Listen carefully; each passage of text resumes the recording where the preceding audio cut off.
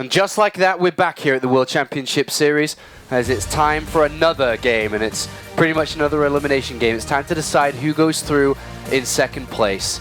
Joining me on the desk this time, we have In Control and Rotterdam. Before we start talking about this upcoming match, what a series. We heard the boys' thoughts, but Roddy. Yeah, I said it in the start of the day jokingly with Nate. I was like, this is the way that I want to start my day, you know, a PvP series. But now I'm really happy because that's just an awesome way to start a long day of StarCraft. It was so close, so hard to tell. And, you know, even when we just rewatched the final moments of that game and I was listening to the analysis that you guys did, I saw something that was even more cool. When MaNa brought back his Oracle, he used the Oracle to kill a Colossus. Like, how often do you say that? The Oracle gets the final shot. It was shooting the hallucinated Colossus. No, it shot the real one. Yeah. It didn't. We were breaking it down. Well, but he brought Stalkers and the Oracle back. Anyway, the Stalkers did, yes. It was just a great game. It was a really, really awesome game. The final moments, the micro battle, I loved it. And every game like this is hopefully going to be on the edge of the seat because every single player that's still left in this tournament knows how important each game is today, and hopefully we're going to continue where we started. So let's take a quick look at the bracket as one last time we have one last game here in Group A before moving forward to Group B. MaNa from Poland fighting to play for his country here in his nation this coming weekend goes up against MarineLorD, of course, representing the nation that is on fire right now, France. The French oppressors. It's time to stand up to them. And, you know, I do think MaNa's the underdog, but with what we saw, I mean, that was a hype match. He played really, really well. He came back with everything on the line. Yep. He's got the tools. He could do it. And talking about momentum, man, when you win a game 3 like that close with your tournament life on the line, that is awesome. And you feel like you're on top of the world. You basically feel like you won this tournament already, you know, to bring it on. Is that a little bit more difficult for MarineLorD? How do you look at it? I mean, we can look at MarineLorD and say that he's just been sitting there, saw what happened, knew exactly what happened, and now comes in kind of fresh. And even though I'm sure that he doesn't really want to think like that, or maybe he wouldn't say it, if you're watching that game, you're MarineLorD, I think inside you're hoping Elfie wins, because you're looking at it, you're like, I think Elfie's going to be easier than MaNa. And then you think he's going to win, and then he doesn't. Like, yeah, I don't know. MaNa's a force to be reckoned with. I mean, we keep talking about this, but to be honest, it's a big point. He is playing in front of a small Polish audience here, but he's fighting for the right to play in front of a large one. He doesn't care about BlizzCon. That's not really a possibility for him. He wants to go to the round of 8 to get more prestige, get a bigger prize check, and disrupt this guy right here. And talking about format, MarineLorD's been sitting here since a couple days now, just thinking about his last match, which was a loss. And of course, as a pro gamer, as good as he is, he's going to get rid of those thoughts and do what he can to get past it. But I like what Kevin's talking about too, man.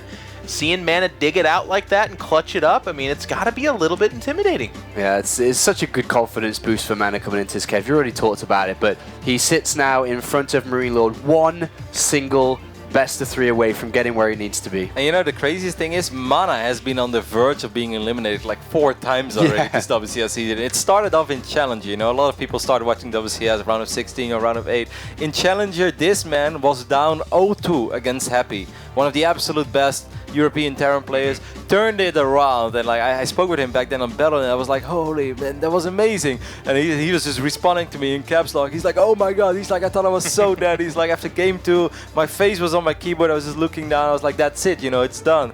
But there's something magical about his run so far, and I definitely do think that he feels so good about it right now. He's the easy guy to cheer for. He's always been such one of the best personalities people of our community. It's great. I mean, both of you have played competitive in the past. How difficult is it from both sides? I mean, you can look at it from MaNa's side, knowing that how much is on the line, and MarineLorD coming into this.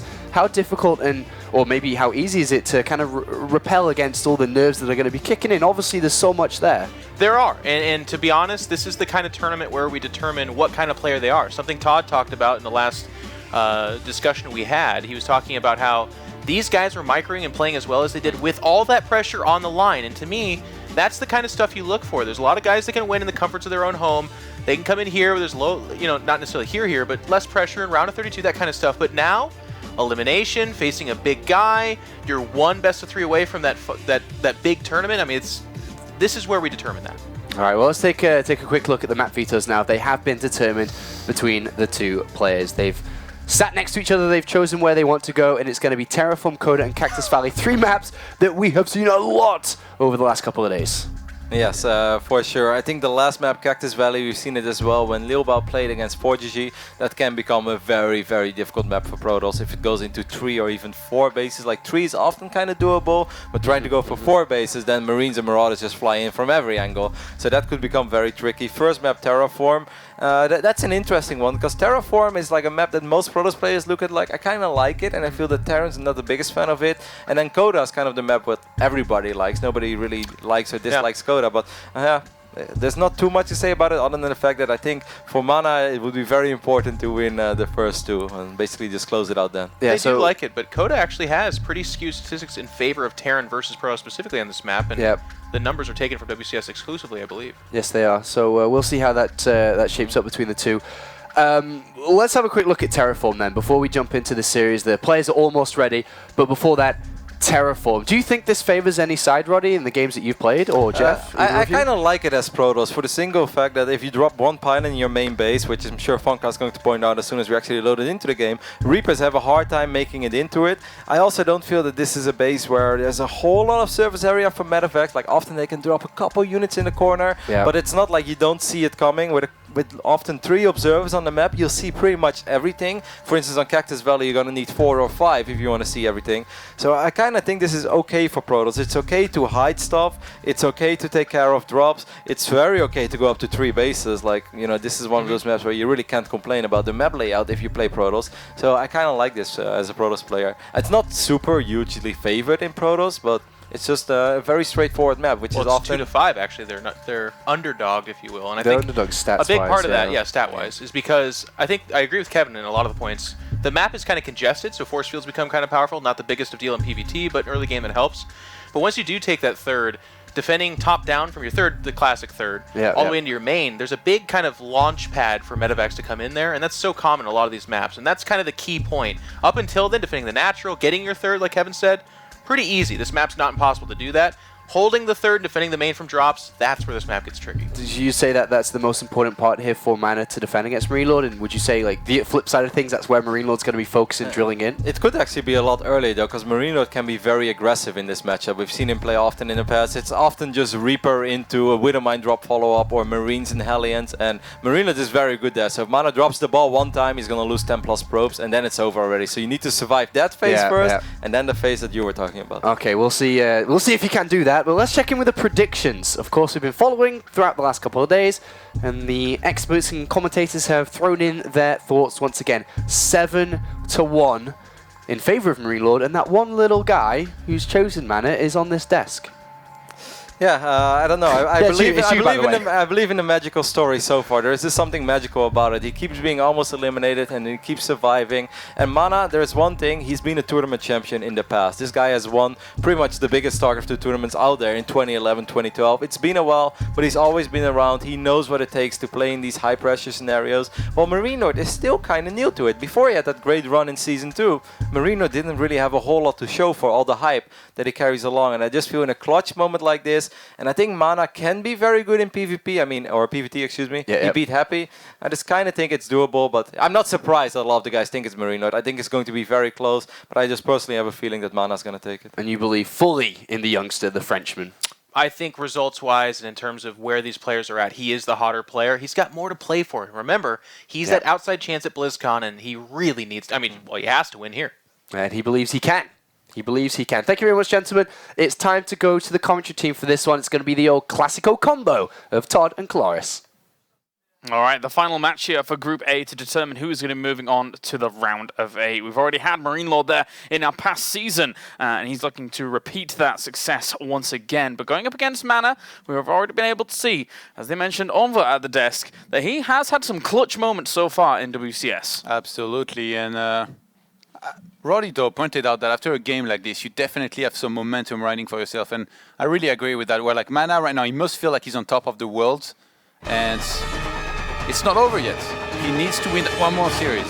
Yes, he does, against one of the most fearsome Terrans here in Europe at the moment. Up to the top left, we do have our blue Protoss representing Team Liquid. It is MaNa.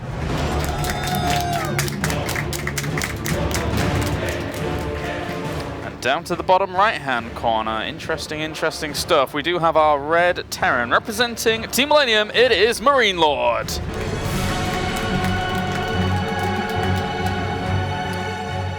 MaNa and MarineLorD, going into their challenger match, they had to play the same matchup. MaNa was going to face Happy and MarineLorD was going to face DMC. So they played about 50 games together. And when players play this many games together, they really get accustomed to playing against each other. And they really find out about each other's weaknesses. Apparently, it seems like MarineLorD has identified that one of the weaknesses of MaNa is that he doesn't scout for proxies, maybe doesn't even scout at all upon starting a Nexus after a gateway, which usually is the build that you go for here. So he's going to go for a barracks being proxied inside the main of MaNa here. And if MaNa does not see this until very late, it's going to be very hard for him to defend properly. You need to see this as soon as possible. Yeah. Because when the first bunker finishes here, and then Marines start leaping from bunker to bunker, then it becomes so much harder to defend for Protoss. But MaNa scouting this early is actually going to tell him decently early that something is up. He's actually going to check in his main. Oh my god.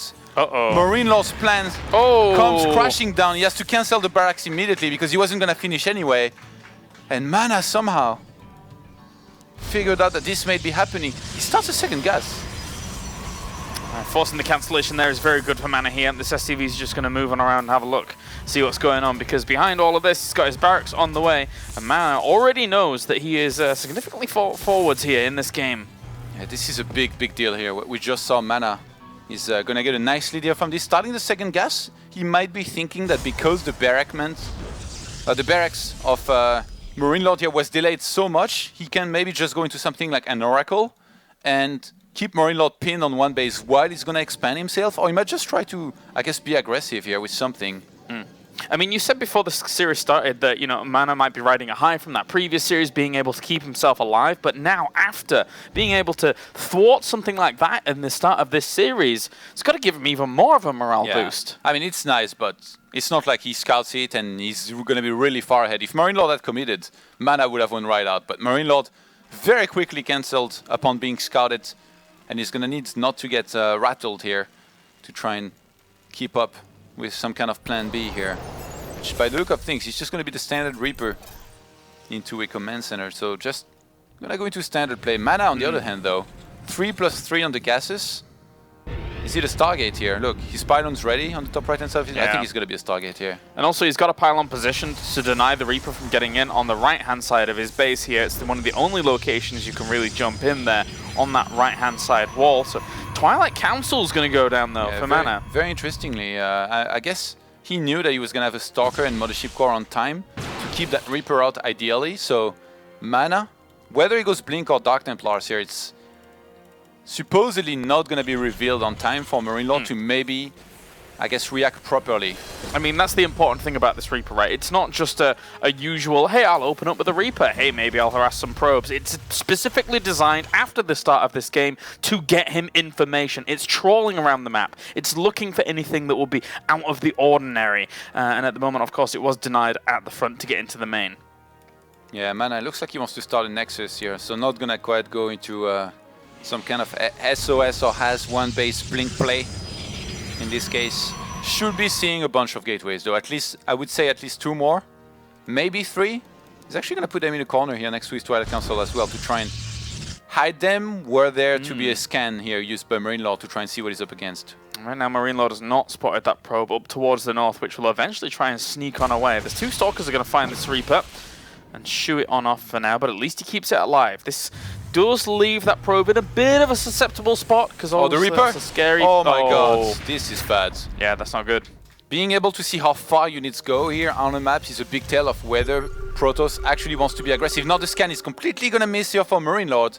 He's only saw the corner of a Robo, which is no good tell here for him to possibly realize what is going on. Stalkers are on the way. Probe is up towards the north of these Stalkers as well, and even throwing down the pylon here. So light pressure on these 3 gateways, but it can still be very, very difficult for MarineLorD to deal with because he had a limited amount of production from the beginning. Everything was really slow. Damn, that's why he's gone for the 3 barracks opener. He wanted units out as quickly as possible after the deficit he was at. Yeah, had a little bit of hesitation there. He started Concussive Shells, cancelled, and then started Steam Pack instead. MarineLorD, it looks like he knows that there's going to be something coming, so he kind of kept his orbital command in his natural, didn't saturate it, and he was ready to evacuate. But now he's moving out. This might be a big mistake. Yeah, and with Blink finished here, he's able to... Oh, missed micro. Yeah, he should have been able to keep these Stalkers alive, every single one of them, and get a really, really good trade. One does fall, though, but he now knows that there's a pylon there, and his natural is going to be under threat with that bunker starting. He's got to make sure that that gets up and running. Focusing down the Marauder. That's the unit that's going to do big damage to these Stalkers. Another Stalker dies here because he wasn't blinked on time. MaNa, after some great micro last game, is struggling here a little bit. And really wants to just deny this bunker from being finished here. MarineLorD is desperately trying to push these Stalkers back so he can get that up and running. Even pulling the SCVs off the line to buffer for those Marines, but it's still good focus fire. Only Marines without steam here. It's going to be so hard for MarineLorD to make this work somehow without a bunker. He finally does get one. He's going to have to repair it, but he's lost so many SCVs and Marines here already. Trying to bring down the bunker. Not too doable there with just that few Stalker number he had. So warping in a few more here to continue on the pressure. But as we said before, this isn't some ridiculous all-in. He still has probes being made behind this, does MaNa. Yeah, MaNa is not completely all-in here with this. He's spending chrono boost on his probes, trying to build up his economy. He's still going to be trying to get in there to kill more and more SCVs, and he's going to be able to quite easily as well. RoboBay already going down here, by the way, against a Terran that only now starts a factory. There's going to be an opportunity for MaNa if he wants to try maybe for something like a 2-base Colossus timing. He doesn't have to, though. That'd be a big commitment and could be risky. Forge going to come in as well here. MarineLorD's got a lot of ground to make up at this point. The Stalker's going to blink on back here again from this, trying to shoo away the SCVs from the bunker, otherwise we kill them. And then when they do go away, focusing on the bunker, didn't quite find his opportunity to kill it off, though. Yeah, and with a RoboBay and a Forge on the way here, MaNa is going to be able to get some upgrades started. Colossus as well. Blinks it to the main here. So a lot of There's Team Pack. This could be very dangerous here. Oh, finds himself the Observer, but at the same time will kill off a Marine or two. But the Observer's more valuable here. Being able to kill that off and deny the vision from the blink up once again is a good little step forward here for MarineLorD. MarineLorD, he has identified here that MaNa slowed down, so he's going to start a turret on his natural to make sure that it doesn't die to some kind of DT follow-up, especially on this map. You know, you got that one pylon that you can warp in straight into the natural with from that third base, so you want to be careful here in this situation. Remember, this is a very important series and game here. And MaNa from there, I wouldn't be surprised if he just went into a third base and tried to play it fairly normal, because he built up his economy here to a nice position. He's not actually ahead or anything, I feel, because it's 47 probes to 43 SCVs, and MarineLorD has double orbitals, so sure, as much as all of the upgrades of MarineLorD, you know, combat shield, +1, all that has been delayed, he's in an okay position. MarineLorD here can just drop down racks 4 and 5 very quickly, and then behind this go into a third command center momentarily, and we're going to be heading into a regular game, I think, from Does here. MarineLorD have to do any kind of special drop plays here to keep MaNa back whilst he's playing like this, or is that going to be falling flat on its face here against MaNa's position? How do you think that works out? I don't think he has to commit too much to drops. He's been known to do that for a long time, but I feel like as of late, he's learned to slow down a lot more and not commit to big drops that will get killed and eventually lose him games in some of those counterattacks. But MarineLorD, one very important thing to note here is how Marine heavy he is.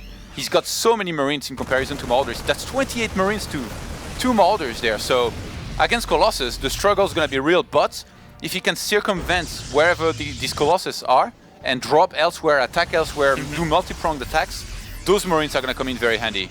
Third base is now on the way here for MarineLorD. Well, likewise, we have the third Nexus going down on the other side for MaNa just a little bit before that third command center was started up. So MarineLorD's going to spot that. And despite everything that's gone on, he's kept up in workers, he's done well in his army supply. Here comes the drop now being loaded up. And this is where MarineLorD tries to find an angle when the Protoss are spreading themselves across these 3 bases. Usually in Protoss versus Terran, as the Terran here, you want to try to hit the main and the third base at the same time. There's almost no point in hitting the natural because there's always going to be some units close enough to defend properly. So MarineLorD, it's really cool to see him drop outside of that third base here already to make sure. Oh, he wants to get a turret there. Yeah, setting it up so that he could deny any observers from actually coming in or being able to spot in that location. Leave him free reign to actually drop. This is the first time I've seen this. I guess saving a mule or getting a turret there might be cheaper in the end. Yeah. Oh yeah, I think he's done it a few times in his previous games, and it certainly does. It can work out, but the thing is he is playing it from a little bit far behind, so it's going to be interesting to see how it's going to work out. Yeah, MarineLorD is building up his supply here very nicely, and he's taking it slow. I think he noticed here that MaNa was ready to defend on every front, so there is no reason for MarineLorD to commit just yet. There's an observer still over towards this location. It did spot the third base. Likewise, this drop trying to find an angle once again, but... Where's the second starport, second eBay and armory? Nothing has started yet. MarineLorD is just pumping out 1-1 units here for a very, very long time. So I think he might just be committing here to aggression a lot. Kinda in a Maru-esque style where you need to do damage no matter what. I know SCV pull stuff has gone out of fashion, but... I think he's gonna go for the massive Doom drop in the main and the attack at the third base at the same time. Okay, well, we do have these 3 medevacs now loading up. He knows there isn't a observer there, but at the same time, MarineLorD... MaNa's ready. So much. MaNa split is insane. Yeah. He's got 2 Colossi in the main. He's got enough on the third base to defend against this. I think the best alternative, MarineLorD's going to scan the main before getting in there. I think MarineLorD right now, he saw that there was this much in the main. The best thing he can do is probably attack the third base with a lot of ground army and drop with the rest on top of MaNa's army. But MaNa right now, I feel like he's in a fantastic position. Already starting Storm, level 2 ground armor. He's going to start unwrapping in High Templars before the Terran 2-2 even starts. This is massive. Observer sees one of those medevacs on the very edge of vision here, so it's not actually even near that missile turret. Doesn't need to be, as at the moment, this is difficult here for MarineLorD. He's kind of gone back to the insurance policy of, well, I threw down my second engineering bay, I threw down my armory, but hasn't even started the upgrades yet to complement them here. Yeah, this is a bit weird here. He's going to start a second starport just now. MarineLorD, he wanted to do damage here. You could tell how much he wanted to try and do some damage, or even, I guess, commit a minimum to this aggression, but he has been shut down the entire time. So as much as it's nice that he kind of sat back and didn't throw away units in the end, the fact that he invested so much in this and wasn't able to do any damage just yet is going to put him in a really bad position, I think. A probe, I think it may have seen a lot of those medevacs actually heading down there. It was very on the edge of vision, but those 3 High Templars are all important at the moment. Storm is about to finish in 8 seconds. That's going to do big AoE damage on this army if it moves forwards. Both players right now, they're waiting for their opponent to do a mistake. MarineLorD's mistake here will be to attack, lose most of his army, get counter-attacked and die. MaNa's mistake would be moving out, because if he moves out, then MarineLorD's just going to counter-attack. Play the base trade, snipe all the Nexuses, and be in a good position to get a win or even a draw at times. So I mean, what is it that MarineLorD has to do here? Does he have to stall out the game for a little while? He needs to do that for a very long time, and MaNa, he can't really attack, because if he attacks, he gets counter-attacked. So I think he just might be happy to kind of sit down himself, take more bases, leave High Templars everywhere, start getting a bunch of cannons as well, maybe.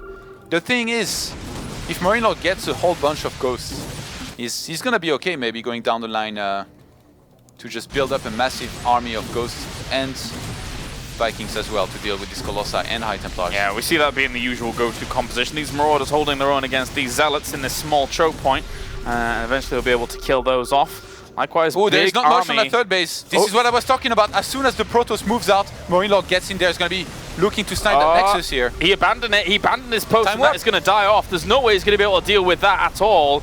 Just leaving a few units behind there to get the full kill on it after the retreat comes out. And, well, MarineLorD picks up a good Nexus snipe. Yeah, that's a costly one here, though. Definitely lost a lot of units, but I guess he can replace them with ghosts in the end. So I don't think MarineLorD will care too much. He's still looking to expand here with more command centers on the way. And he's going to be ahead on upgrades here in a second with 2-2 against just 2-1. And personal cloaking having started immediately, he's even going to have that to work with. There is not that many observers on the field, there's only 2. MarineLorD heads down towards the bottom left, and getting this denial would be very nice as well here. Dark Shrine starts up for MaNa, but forcing the cancellation down towards the bottom. Good stuff here for MarineLorD. This was a big snipe here for MarineLorD, really pinning MaNa on 2 bases, now having to restart that third Nexus.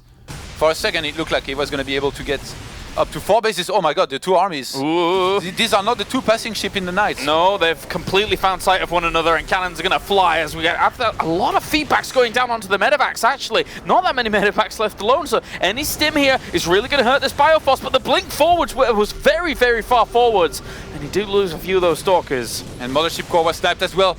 Cloaking here is going to be used. He's chasing him. He doesn't have an observer. There is only 2 observers on the map, and they're sniping the High Templars, picking them off. Really good move there. Coming in with the Vikings as well. Has to throw down retreating force fields out here to be able to save a lot of his army. Storm goes down, trying to kill off some of these Vikings, but MarineLorD is really gung-ho with this. Yeah, he's sacking some of his Vikings here to make sure he gets at least 1 more Colossus, and now MaNa is going to be back up to 3 bases as we started a 4th. But High Templars are dying. This was a disaster here for MaNa. He lost so many Colossi, High Templars as well. Preserves his ground army, but again, The gateway units are like the least important part of his army there. And behind this, MarineLorD's going to be happy to keep on massing more of those ghosts.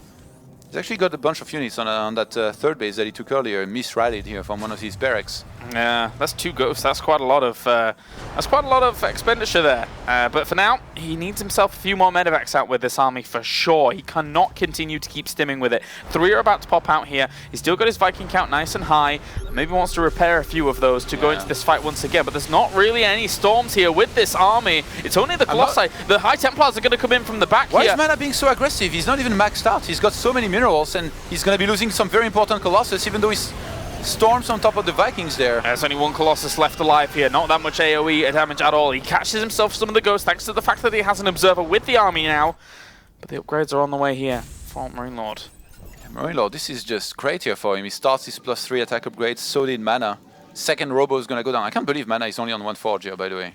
Looks like he wanted to stay on 1 single forge the entire game. Definitely had the economy for some time to go for another one. Finds a good little angle here to be able to pick off a CV or 2. Not too bad. Very annoying for a Terran to deal with that. You don't have something like Blink. You can't really jump over there too easily.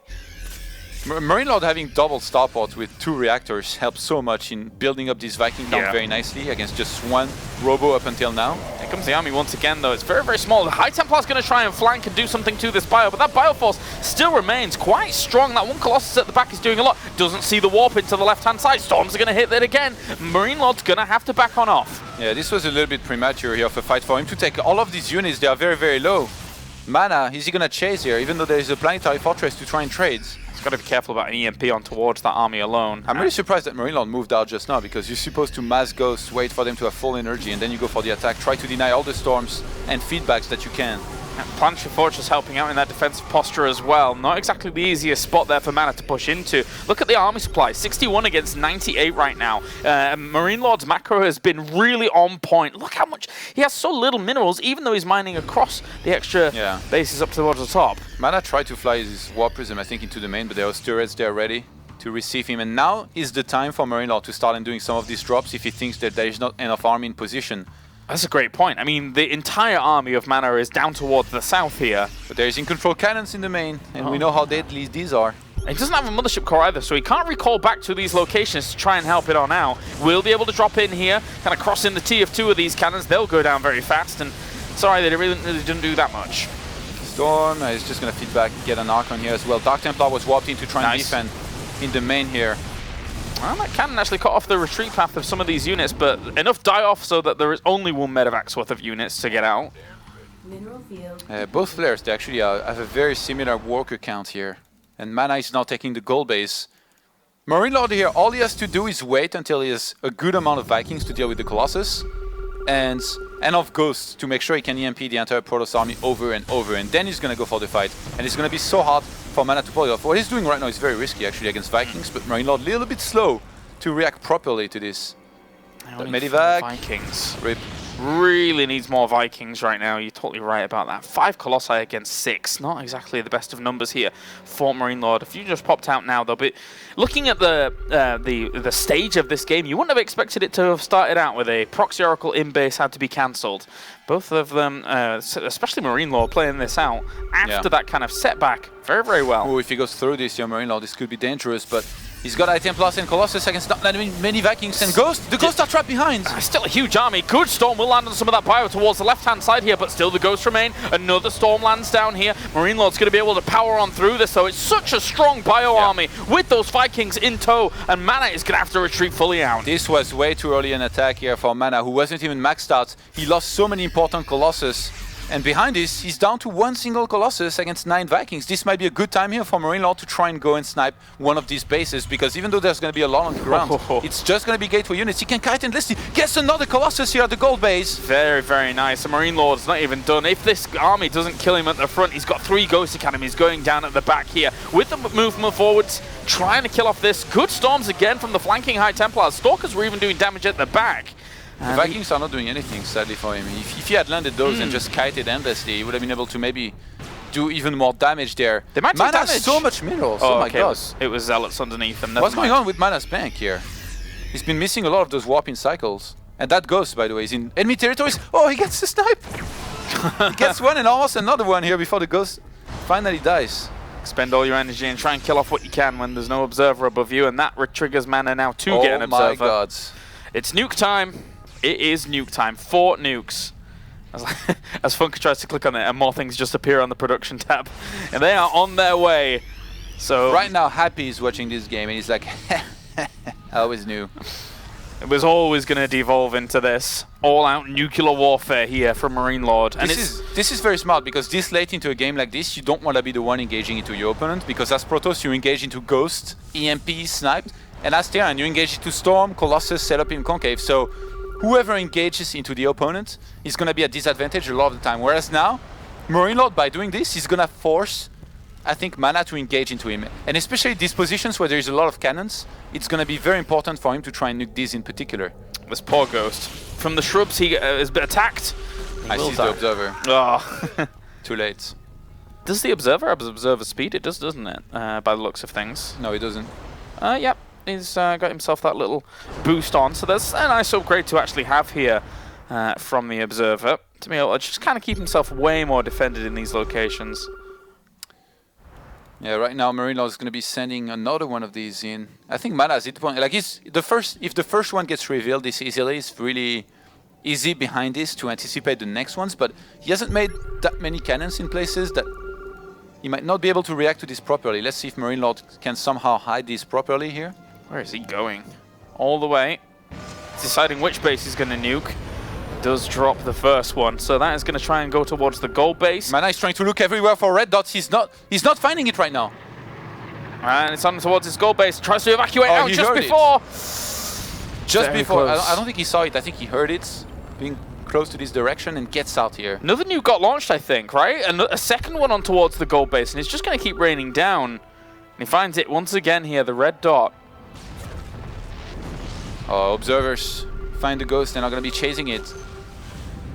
Both players are maxed out. MarineLorD's going to try to use this opportunity here to go for a fight. Good feedback, but at the same time, the entire army gets blanketed there by EMPs. This is a lot of Bioforce, but the flank here from MaNa. There's some High Templars. Those High Templars, if they're able to connect with Storms, that'll be a good little pushback from him here. He tries to kill off quite a few of the Bioforce at the front there with it, but doesn't have that much AoE damage left. This is going to kite for a long time here as for MarineLorD. Yeah, MaNa definitely made a big save here by evacuating on time. And behind this, the fight that took place leaves him with a little bit more supply and still quite a big bank. If MaNa keeps on reinforcing here with charge lots, he might be able to try and... His Vikings, they were above a lot of those, and he doesn't actually have the vision here on the Ghosts. As they're just going to go completely to town on this. It's a Storm preempt, like, just to try and catch them.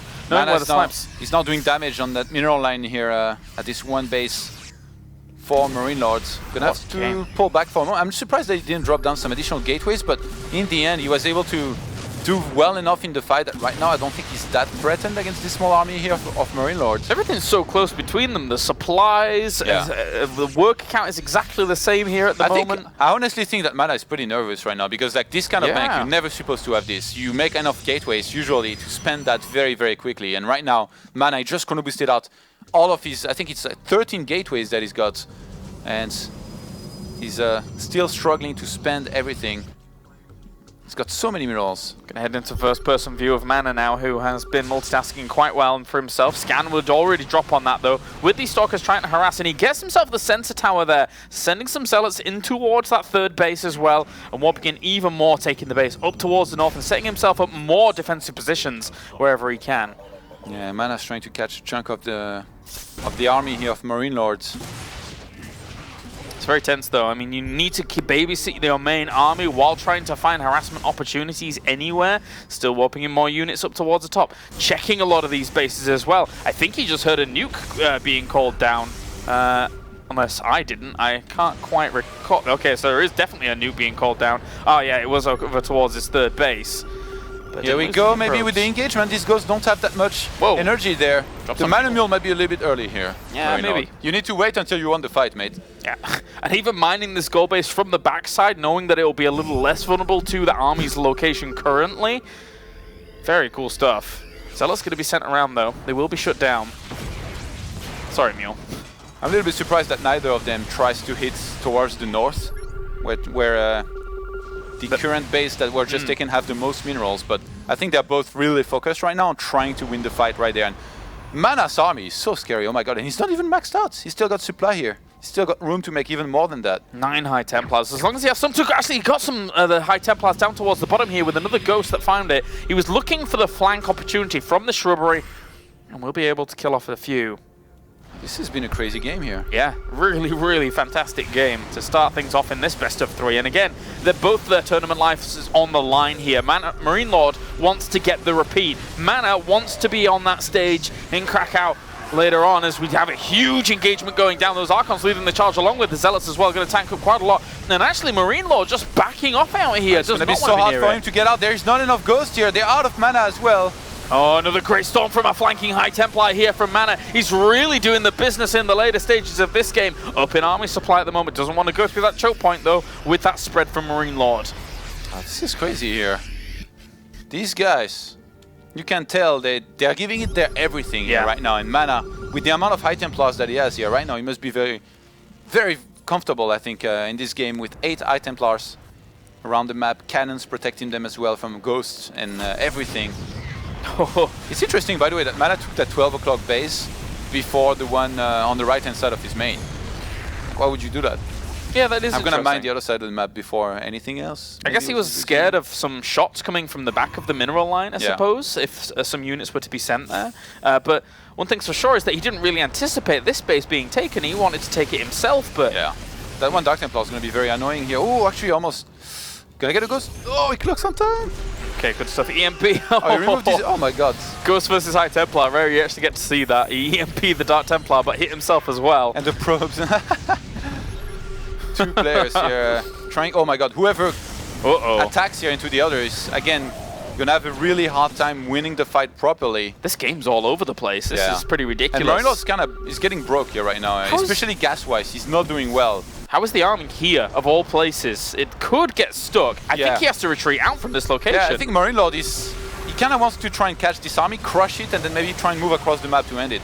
High Templars going to get themselves a few storms off against just a few of those units at the front, but at the same time, Zealot's got split off. They splintered off from that main force to try and cause some disruption while the rest of the army gets out. Very good move here by MaNa, considering his mineral bank.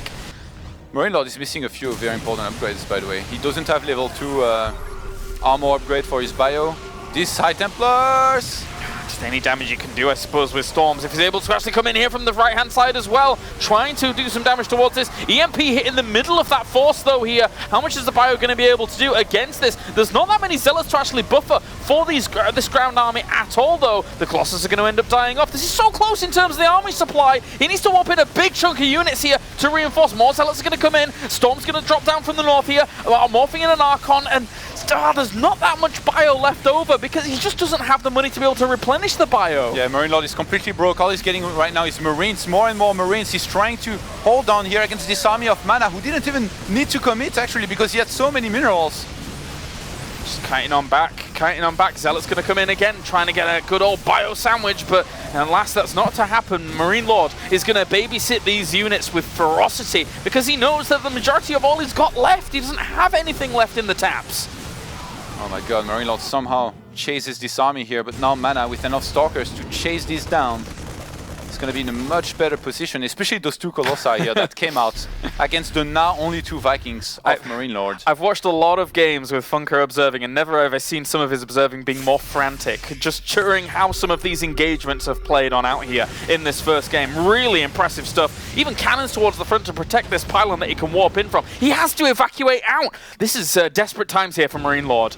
Yeah, that one single Medivac in the main against 1,500 minerals Protoss on quite a few gateways. Not necessarily going to do a lot here, I think. Just trying to kill off the pylons here, deny the warp-ins from continuing on. It sees the warp-in coming down now, and it's going to be a little bit scary to deal with all of those Zealots. There you go, GG. MaNa takes game number 1.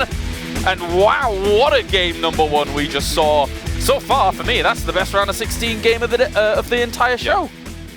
MaNa really showed us that in a longer game like this, with a lot of bases, a lot of High Templars and Colossus, he's definitely more comfortable than a MarineLorD who struggled in getting out enough Ghosts, I think, to deal with this army and even in the control at times. Yeah, very, very well done there by MaNa, especially considering how everything started at the beginning there for MarineLorD. Obviously taking a bit of a risk, but he was able to keep himself in it regardless. So now, though, we are going to go to a short break, and when we are back, it will be game number 2 here between MaNa and MarineLorD.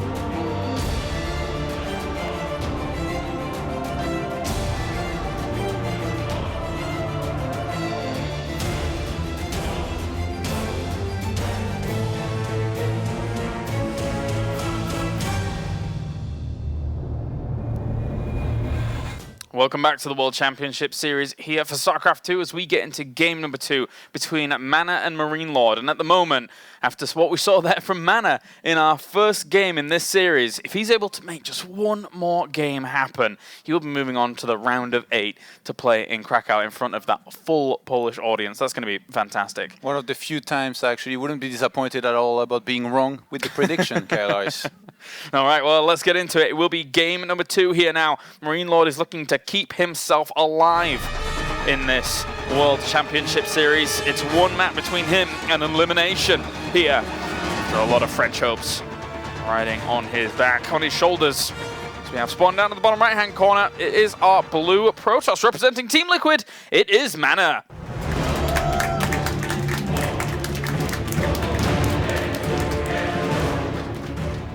And up to the top left-hand corner are Red Terran. Representing Millennium, it is MarineLorD.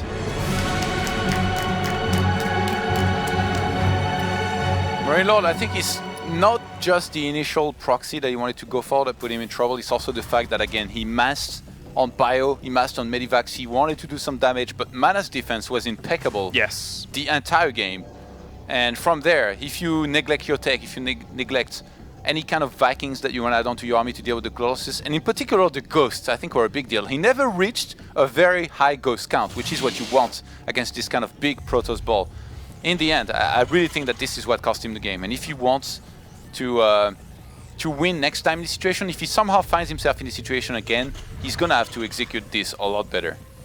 Here he is. It's a little bit of a sad tale there for MarineLorD in the end, considering how much of a fight he was able to put up, but that's just how it goes. MaNa played out a blinder of a game, something that MaNa, you know, sometimes there's little shaky performances from here or there, but that was a fantastic setup there from him. Always keeping the Terran on his toes in the middle of the map and always trying to find flanks in those engagements, which can be utterly terrifying for a Terran to deal with.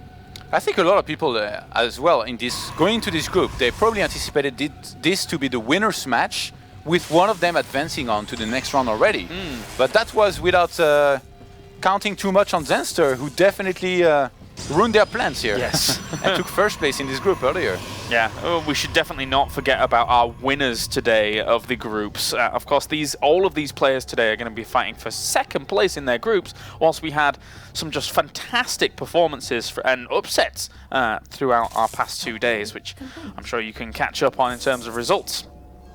You can tell how much these guys have played against each other and have studied each other, because MaNa scouting this much, you don't have to do this against someone that you know will not necessarily always be playing super aggressive. And I'm guessing he's going to have to let that Zealot finish here to make sure that he can kill that eBay comfortably. Here will MaNa. Yep, never really want this to happen. Normally, if you're a little bit newer to StarCraft, sometimes Look you at this, the Reaper, actually, sorry, but the Reaper came back here because I think MarineLorD knows that there's a proban on the map. And he went right by her. Yeah, well, It's going to be able to confirm actually here that there is still gas being mined, which is a very important info, because it means that there's going to be a factory behind this. Unless MarineLorD has a bomber moment, yeah, and he stops mining the gas and starts the third command setup. But nope, just going to be the usual factory there.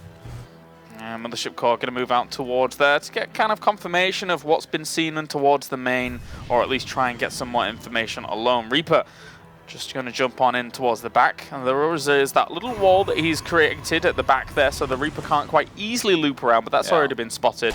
Maybe do a little bit of damage here and there. Oh, he might lose one probe here. Stalker had to be chrono boosted once, by the way. MarineLorD has created a lot of discomfort here for MaNa already, having to pull probes from his gas. The scout on the other side, the Mothership Core is going to be able to confirm that there is indeed that one factory that started. MaNa wanted to make sure, and now, since he hasn't started any kind of tech just yet, he can still go for a Twilight, but we should be seeing some kind of detection no matter what, which is usually a robo. But nope, since it's the Stargate, MaNa might just be going into maybe some Phoenixes, maybe an Oracle before. Both of these will help a lot clearly in killing those Widow Mines that you know are going to be coming no matter what, because not too many people do get Hellions, and usually not with these builds. The Phoenixes is something that's a little more uncommon, but MaNa's definitely a person we've seen in the past mix it in. We've seen him use it against people like Marine in Challenger Series here in the World Championship Series. You mean Hero Marine? Hero Marine. I mean, his opponent right now is named MarineLorD, so... Oh, okay. If everyone that has Marine in their name, you start calling them Marine. Yeah, if you want to make that distinction, I can see why that is. Normally you kind of rag on me because he doesn't like being called it, but he doesn't mind. And then, yeah, with MarineLorD playing here, I should call him Hero Marine. But anyway, regardless... It's like, what do you do if Hero Marine plays against MarineLorD? Call them Hero and Lord? I just give up and leave the caster's desk. For now, we'll actually kill off this Reaper at least towards the back and move on towards the front, where he's going to throw down his Robo Facility, and it will be Phoenix Opener. It's a really cool little tactic to use against Terrans to try and even just find medevacs wherever you need to. Yeah, you need to be careful, even with Phoenixes. If you're out of position just for 1 second, if Widow Mines can land and be burrowed into mineral lines, that's going to mean trouble. In this case, though, it looks like MarineLorD definitely wanted to slow down in terms of being aggressive, and got a Viking first here, if anything. Just kept his Widow Mines back at home defensively there. Phoenix flies in, and you can tell if this is a hallucinated Phoenix or not from on MarineLorD's side, is how much damage it's taken. If it was a hallucinated Phoenix, it would be taking double the damage from those volleys. So MarineLorD should be able to read into that and know what he's playing against in terms of, you know, a little bit of a composition.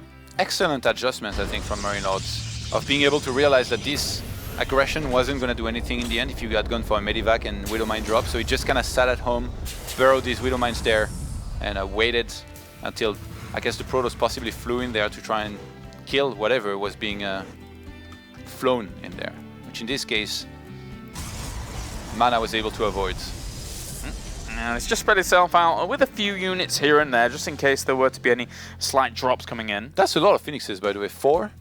Yeah. Definitely could have stopped at 2, but I guess he was like, likes well, it. I'm already at 2. If I go up to 4, then I can at least defend better against medivac drops. Now, the question is going to remain. Is it going to be a Colossus Phoenix heavy style, or is MaNa going to cut very soon here? And we got a 5th one here starting. Yeah, he really likes it.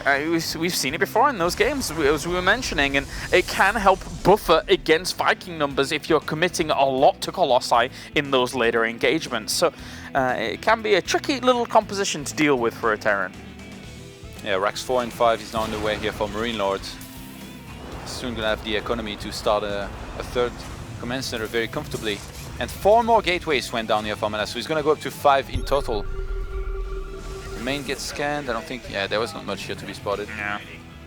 Oh well. And he's even killed off a Marine over towards the left-hand side here with the Phoenix. I wonder if he's been able to hide the majority of the Phoenix numbers, though. It's something, again, that Terrans don't really have to deal with too often. That's a lot more extra gateways going down here. But that Bioforce moving out towards the middle of the map, at least he has his first Colossus to be able to greet it. MaNa's on 48 probes. Does he want to go for something like a timing here, or... Because he's going up to a lot of gateways. That's 7 in total. Already invested into Phoenixes. He might be hoping to crush MarineLorD's army if MarineLorD was to attack and then go for the counter-attack. We've seen this more and more in Protoss vs Terran recently. The Phoenix are lingering on the edge of this battle. Ooh, that's not the edge, that's too far forward. One Phoenix is going to go down. And there is no forge, by the way, for MaNa here. I think, hey, this might be a 2-base here. He's not getting probes anymore. As I say that, he sends the probe to the 3rd, of course. Damn. But not having any forge... Oh, it's not going to the 3rd. He throws a pylon down in the middle, and he is going to start walking across. Wow, MaNa. Uh-oh. Possibly putting in all on the line here with the 2-base timing. Needs to be careful, though. This army of MarineLorD is still pretty scary. Very uncommon we actually see this kind of play coming along. I think MarineLorD read into it, to be honest. He saw that there was Phoenixes, he saw that there was Colossus production starting. Instead of going for a very quick 3rd command center, he started a 2nd starport very quickly on the reactor. But is it so the more already? he waits now, the better it's going to get for him, but MaNa has no plan to sit back. He's just going to start moving across the map.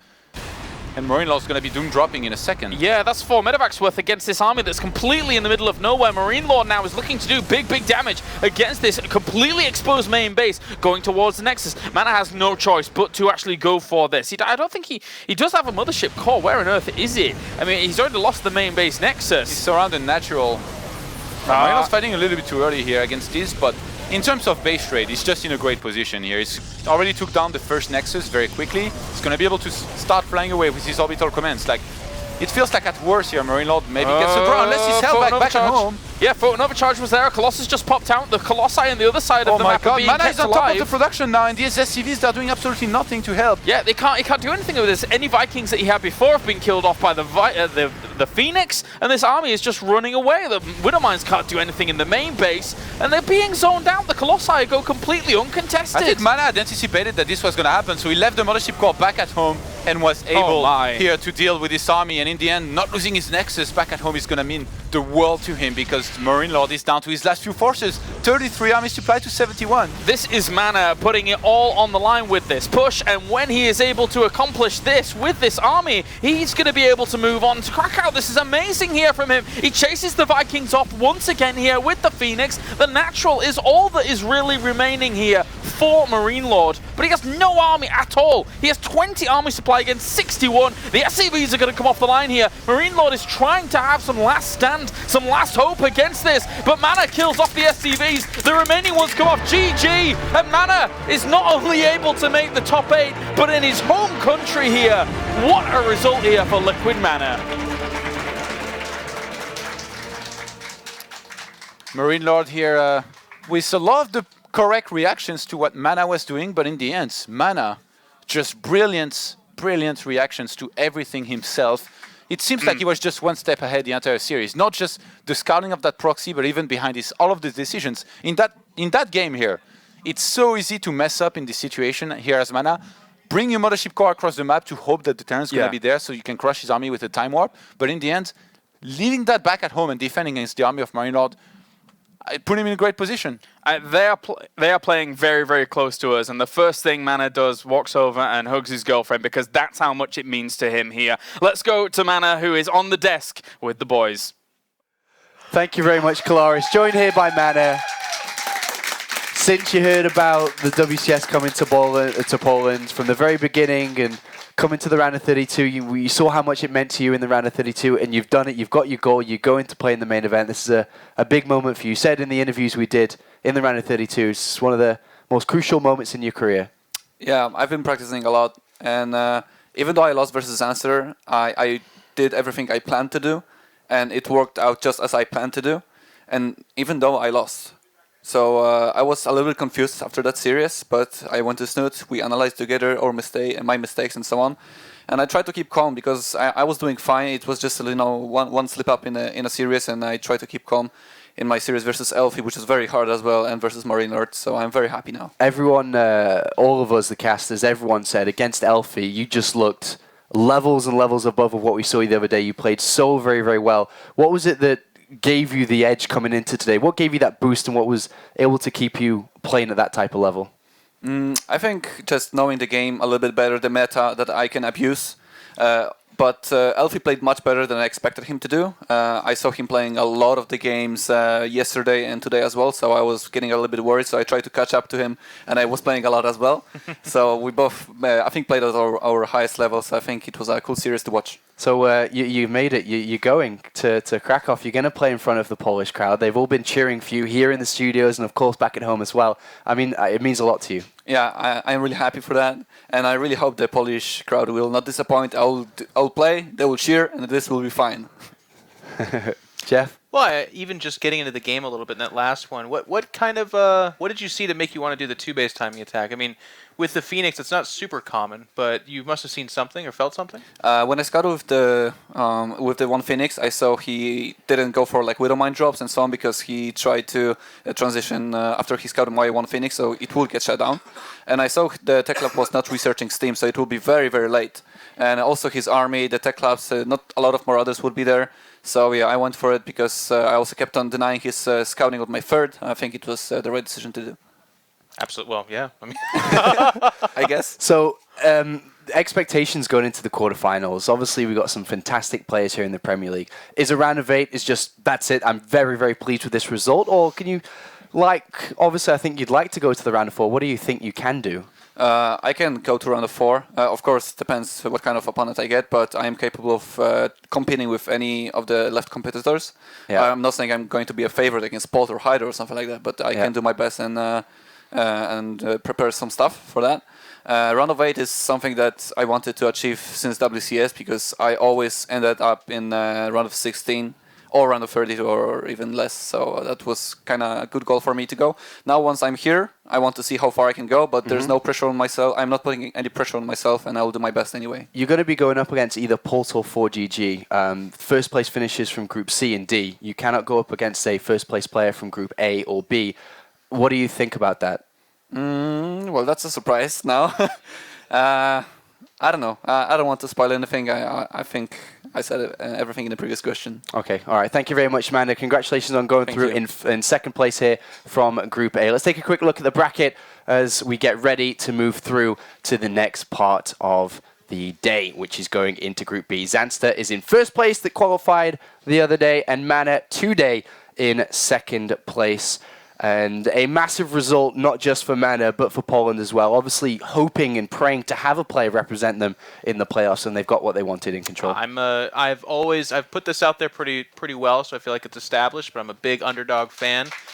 Even myself, I thought MarineLorD was the favorite, and this guy's playing from his live audience. He's got his significant other here. Like it's a really cool story, and I really like hearing and seeing someone say, "Yeah, I analyzed it with my teammate," by the way, which is something that we always talk about in StarCraft, but it doesn't necessarily always happen. Usually, when you lose, the last thing you do is go, "Hey, Kevin, tell me everything I did wrong. And, let's work on that." But that is good. You should do that. But to be honest, a lot of people don't. That's why pro gamer houses have a leg up. And he definitely did that, and it seemed to give him some edge today. But Roddy, you watched that series, you followed MaNa's game one, you casted game one, you watched that one. Yeah. A wonderful display from him today. No, absolutely. I mean, game number one was one of the most ridiculous games we've seen in a while. 40 minutes of almost non-stop fighting. It wasn't a flawless game, you know. We're looking at it, and he has so much MaNa. He has so much money all the he had so much money all the time. We're like, it could be better, but at the same time, it still felt he was always in control of it. Despite a couple of unfavorable engagements, he always had a plan to fall back on, and